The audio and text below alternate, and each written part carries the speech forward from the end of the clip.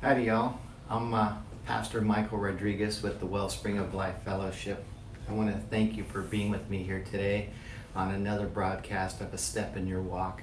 I do these weekly broadcasts to just impart a little bit of insight, hopefully some wisdom, but definitely some biblical guidance for all of us for a step in our daily walk. I know we're run the good race, but we have to take it one step at a time. If we start jumping from one step to the next, we're going to miss something. Probably going to trip and fall. And then we're going to be missing out on glorifying God. And that's really ultimately what we're trying to do here. I want to give a special shout out to a couple of friends that recently just subscribed to our YouTube page. That would be Starchild.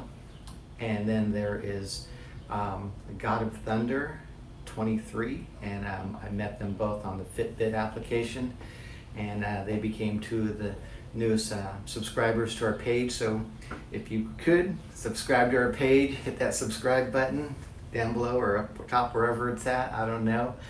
And it really helps us share the word and then share it with your friends, and it'd be really great. So let me get into today's message. It's a little bit lengthy, but I think it'll really resonate with a lot of you, touch your hearts.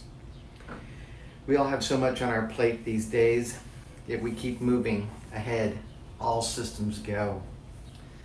Some of us are methodical in our efforts, picking each task apart like a machine. Boom, boom, boom, done. Set them up, knock them down, while others, we feel owned. Others feel owned by their daily grind. Some people feel there is no way out. This is what they will do until they drop dead. Well, I want to tell you something you probably don't want to hear. Y'all probably going through some real serious times right about now. Y'all just might be in some dire straits because you feel all this pressure coming at you from everywhere, every direction, from everyone. You may even feel that the situation that you face seems so out of control. Just plain unfair. Maybe you've even been crying out, Lord, help me. I can't take this anymore. Something's got to give. Listen, you can take it. There is a way out. There is hope. Just listen a little bit longer. Now for those of you who are in the first group, the methodical ones, you got your systems down. You take life by the horns. Those of you who own your day, listen up. You cannot continue like this. You are too busy as well. You are so laser focused on those tasks. You tend to treat everything and everyone like a project. You rush through life so fast, you'll get to the end one day and see that you never really spent time with the people you love most. Ones that you were doing all this stuff for. That would be really sad.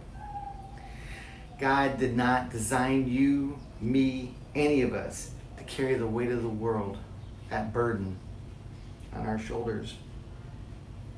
You are simply being buried alive. We are to be a lamp unto the world. We are to shine. We were not made to shine and placed in some corner to grind out life and then die one day. You see, when you abide in Christ's love, you can stick to the tasks more clearly focused and stay encouraged longer.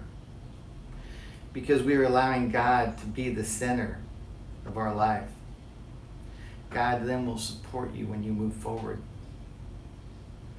You will not fail unless you decide to quit the race God has set before you. God will always allow for family and you to care for yourself. In most cases, we just need to stop. Ask yourself, what is going on here? What is really important to y'all? The lineup should go something like this. God, self, and others. Your family, everyone else. Because when you put God first,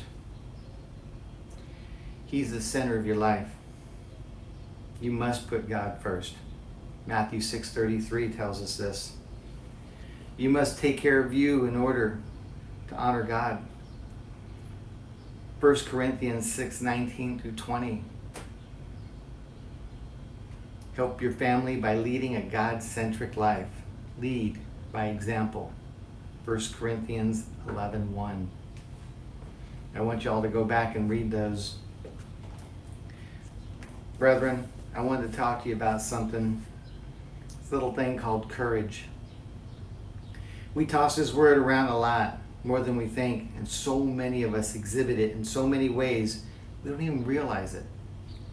Biblically speaking, most of us, when we think of courage, we think of someone like Daniel in the lion's den, David and Goliath, 1 Samuel 17, or even Joshua leading the Israelites into battle over the promised land.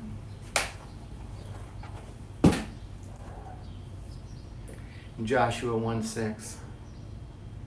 How exactly does the world define the word? Dictionary.com defines courage as the quality of being ready and willing to face negative situations involving danger or pain, or the actions of such people when they face negative situations resolutely. In other words, facing a negative situation with purpose. Pretty straightforward, right? Courage comes in so many forms. Two overlooked forms are taking the first step towards something, and the other is to stop moving towards something. It doesn't even have to be a bad thing. We'll just inundate ourselves with so many different things, and we're burying ourselves alive. But these are the two areas that I'm going to focus on. Focus your attention in this message. Why? Because we get so caught up in the grind, we have no time for ourselves, for others, and especially God. We get lost. We lose sight of our true focus, our why. So often we just need to stop. It's going to take a huge amount of courage to do that when so many people depend on all the things we do for them. It's our own fault. We pile these things upon ourselves, and then we say, God, help me through this. God is saying, I never said do all that. I never meant for you to be so busy. We've become distracted in the pursuit of things. All for what? For why? Just think if we were to be like that, have that kind of zeal, chasing and seeking after Jesus. I have goals each and every day. However, God is always first. No excuses. If I miss a task, I don't give up. I don't start all over. I just set a new goal, or I pick up where I left off. The same for my training sessions. You can see my personal gym here. I train people. Sometimes I miss a session. Pretty rarely. I just pick up where I left off. I always put God first, and so should you. But seek first His kingdom and His righteousness, and all these things will be given to you as well. Therefore, do not worry about tomorrow, for tomorrow will worry about itself. Each day has enough trouble of its own. You'll find that in Matthew 6:33 and 34. This passage is what helped me turn my life around completely. To be right with God and to abide in Christ's love is essential for us all to do. You see, brethren, when our priorities are no longer Christ, but those of our own, we run the risk of pointing the spotlight on ourselves and taking the glory from God. It's His glory. Don't ever forget that. We can securely face any situation in life when we abide in Christ's love. Hebrews 10:35 says, "So do not throw away your confidence. It will be richly rewarded." Some people will moan and groan when you stop doing many of the things you have taken. Some people will moan and groan when you stop doing many of the things you have taken on. Don't be discouraged. Build your life upon Jesus. Only His opinion should be a concern to you. Spend time with the Lord. Get to know His will for your life. Don't be intimidated by what others think. You see, so many times we think, oh, well, they're not going to like me for doing that. Well, they're not jumping in and helping you, so there's really very little appreciation factor going on there to begin with. Yeah, they may do the occasional thank you, but the thing is, they're not in there helping you. They're not in there doing their share. They're just expecting you to do these things. And that makes a really big difference. God did not create you to just grind out life then die. Oh no. God created you to be willing to move when He says it's time. But if you're so distracted and so